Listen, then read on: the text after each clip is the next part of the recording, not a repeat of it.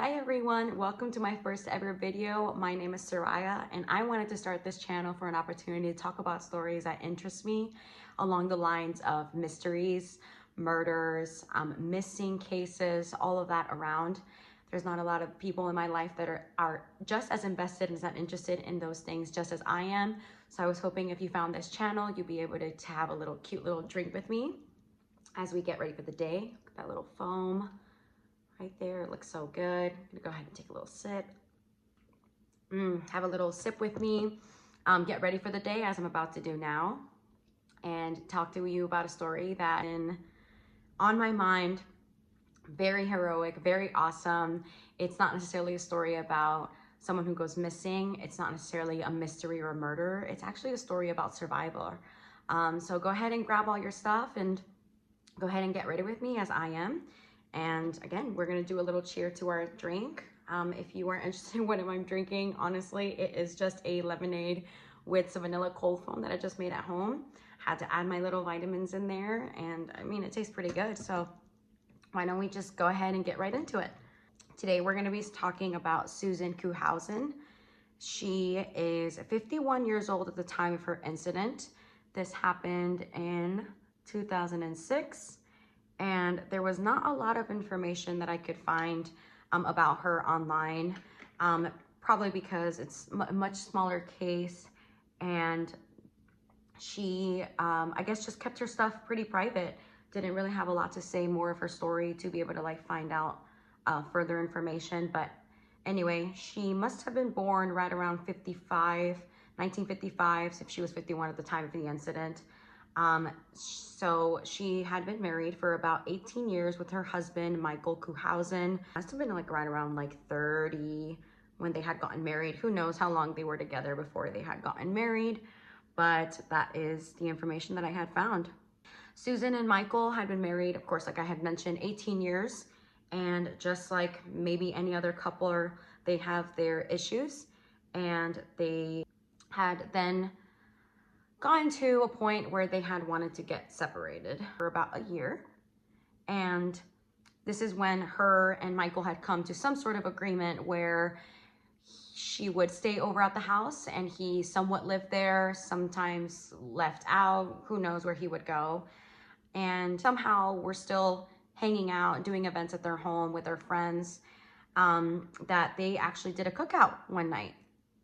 When they're doing this cookout, Susan mentions that she noticed that she had looked over to Michael to check on him. And she had noticed that he had an expression on his face that had made her decide then and there that she was gonna completely file for divorce. Maybe she had gotten an eerie feeling. Maybe she just felt the disconnection for her to fully decide to go on with the divorce, and yes, she had completely filed. And with that being said, Michael is now going to be completely out of the house, but we will keep it a note that he still has access to the home.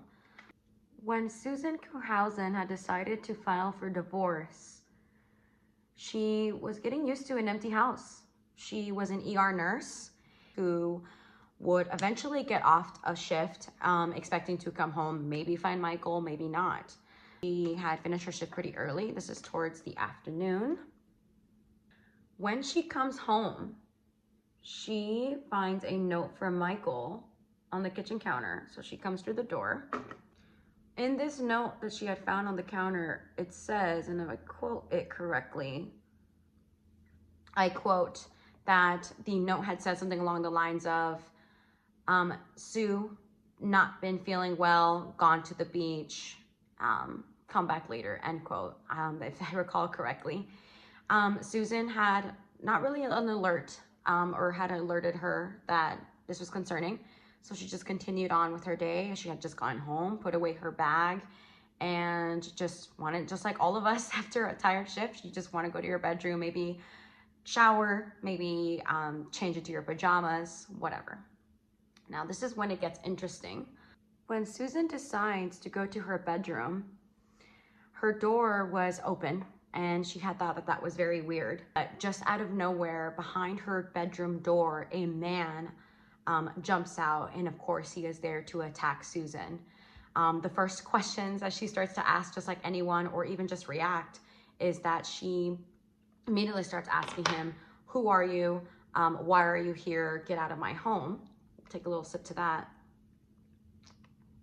Very scary, very caught off guard. And he just launches himself at her. So as that is going on, Susan is thinking, I need to survive. I want to defend myself just like all of us would. So she does. Pretty amazing. She does go defend herself. As she's doing this, she's using all of her body force, trying to pin him down, trying to get away from under his arm. And at some point, she had actually pushed him against a wall. And you can find this in the article if you want to look into the story a little further. And he actually quotes and says that, wow, you're strong. Of course. I mean, our adrenaline, I could not imagine if someone was to attack me in my home. I would want to give it all my all to be able to get them off me. Of course, defend myself, defend my home, run away, get away. And it was pretty impressive that Susan was able to do this. You can see her story on a show. If you guys don't already know, there's a show called I Survived. They show all types of stories about survivors. When watching this story, it is pretty amazing what she does and tells you on how she actually ends up surviving.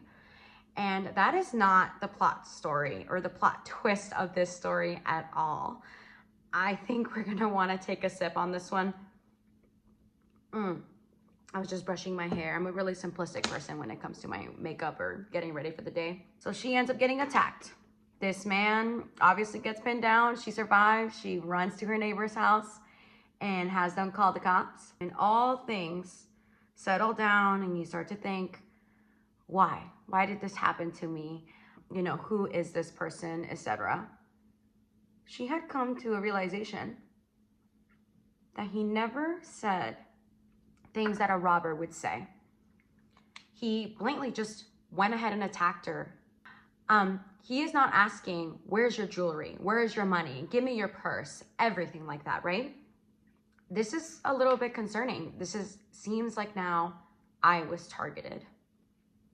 Take a moment to sit with that, because you feel or you think the rationality would be, this person wants to rob me. They want to take my things. They want to get into my safe space, whatever. And they are not asking the questions that make sense for a robbery. Police get to the scene. Susan had attacked him with a hammer, which I'm so sorry I have forgotten to mention that not only had he launched to her, I should have specified that there was a hammer at the time. The hammer she had launched at him, of course, to defend herself. And from his injuries, he did end up passing away or dying. In the interview that she does, or the story on I Survived, it was very emotional, so a little disclaimer there. With that being said, they go ahead and, you know, they identify this person by just looking into their wallet. They identify the attacker to be named Edward Haffey, blatantly just by his ID, and he had actually had a planner with him as well. This incident, again, happened on September 6th of 2006. On this planner, September 4th of 2006, Edward had noted to call Mike. Now, I'm gonna take another sip, because if you guys remember, Susan's husband is named Michael. Typically, people use the nickname of Mike when their name is Michael. And not only that, Michael Kuhnhausen's phone number was listed under that note on the planner. Yes.